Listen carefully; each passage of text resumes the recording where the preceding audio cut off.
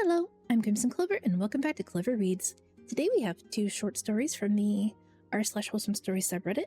I'm sure that surprises nobody. So sit back, have a cookie, and let's get right into it. Today our first story is from user lesbianlinus24, a nice name, titled "A Worst Day for a Customer Becomes Her Best." I work in retail and love my job, despite the ups and downs, which I know may sound like a pipe dream or a joke given all the bad stories out there. But a customer who was stepping up to my checkout suddenly realized she didn't have her purse, and immediately started freaking out. We retraced her steps back to activewear, and I searched every shelf with her, and then searched every fitting room. With every passing minute she became more desperate.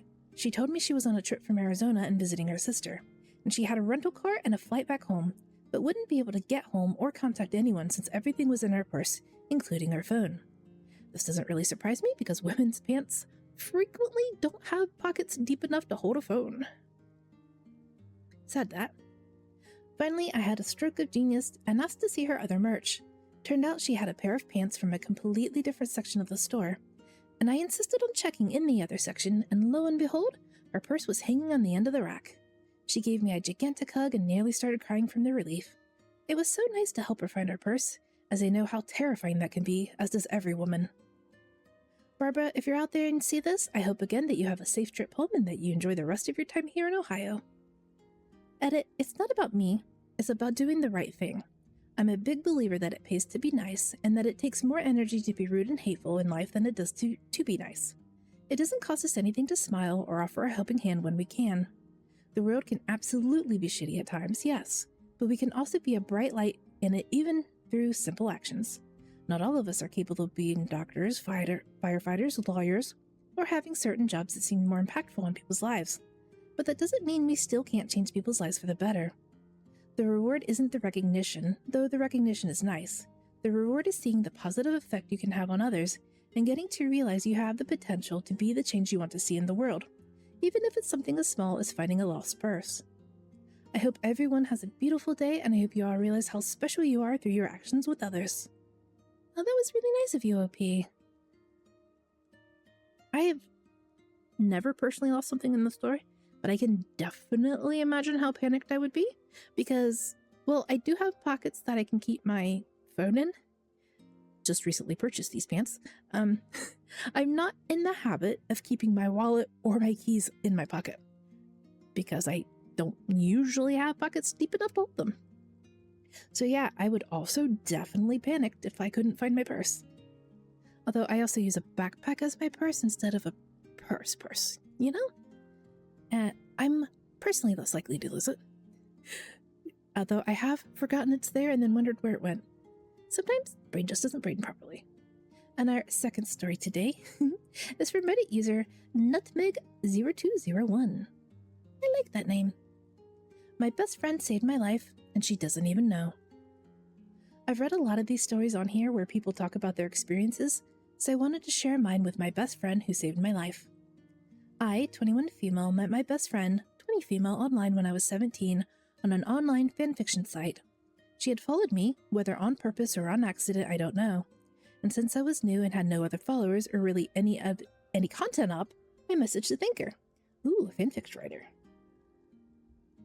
She messaged me back and somehow we got to talking about roleplay, the make and play a story kind like D&D.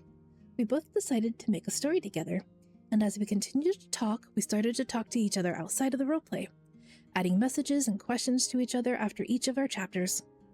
Now, to understand how she saved my life, I need to give a bit of a backstory. I come from a large family and am the youngest. I have a sister who is exactly 20 years older than me, who is a complete narcissist and has hated me ever since I was born for reasons I still don't know. I mean, probably just because you got attention that she wanted. Ever since I was a kid, she actively berated me, called me mental and fat all my life growing up, when I was just shy. She even got my siblings to hate and resent me as well as join in on the berating. She got my mother to believe I was mental and the problem, and she even got my siblings to hate me to the point where they would beat me up when I was as young as 7 and 8. And before anyone asks, I do have a father, but he is also a narcissist. And while today he is much better, at the time he would yell and hit not just me, but my siblings too, so all of us were scared of him. Because of this, I grew up with severe anxiety and depression, and my depression got so bad that at the age of 10, I began to contemplate self-deletion. I didn't attempt anything until the ages 15 to 16, a little bit before I met my best friend. Once my best friend and I started to get closer, I told her I couldn't feel any emotions, and that I'm sorry if I said anything that upset her, and to please let me know so I can make it better. For a while, I was so numb I couldn't feel anything because of the depression. That was when I started self-outies. But it wasn't too bad. My friend found it strange that I said I couldn't feel emotions. She said it was okay, and that she'd like me to help me feel happy. That was the first time anyone had ever wanted to help me feel better, and it struck something in me. As we continued to talk, we've been friends for 5 years now, I started to open up about my home life and my mental struggles, and she did the same. I found out that while I was being bullied by my older sister, she was also being bullied by her stepsister. We found we had a lot in common past all our general likes. She stood by me and helped me deal with my problems. She listened to me and gave me love I never had ever felt before, and I can only hope and pray I gave her as much as I got. When I was 19, I started to contemplate self-deletion again, because this time my sister and her family were living with me and my parents. And although I'm not proud to admit this, I think it needs to be said. I did go to attempt to self-delete myself a third time, but what stopped me this time was something different from what stopped me the previous times. This time, what stopped me was my best friend, texting me an "I love you" message out of the blue, as if God wanted me to know that someone still loved me. It was, and still is, very common for me to tell my best friend I love her, but she, in the beginning, had been more of a show rather than tell. So while she'd say "I love you too," typically it would be me saying it first and never her. But that simple text saved my life. Her unconditional love she chose to bestow upon me saved me so many times in dark moments, and she'll never know the true extent of what she saved me. We're still best friends to this day, and in fact, I'm going to meet her in person after I graduate this year from college. She has done so much for me, much more than I ever expected expressed in this post, and I'm going to work my hardest to repay her, because I have never loved anyone like I do her. She is my faith in humanity, my happiness in life, and everything you could ever wish for in a best friend. Aw, thank you for sharing with us, OP. I hope that moving out of your house and going to college will get you away from your toxic family, and that you can go no contact with them and blossom into the wonderful adult I'm sure you can be with your best friend. I'm glad that you found her. And this is true. Friends are the family we choose for ourselves, which is why I'm a little hesitant to call people friends until I have known them for a while, because if I'm calling them my friend, I'm acknowledging them as family that I've chosen for myself. Anyway, thank you for watching.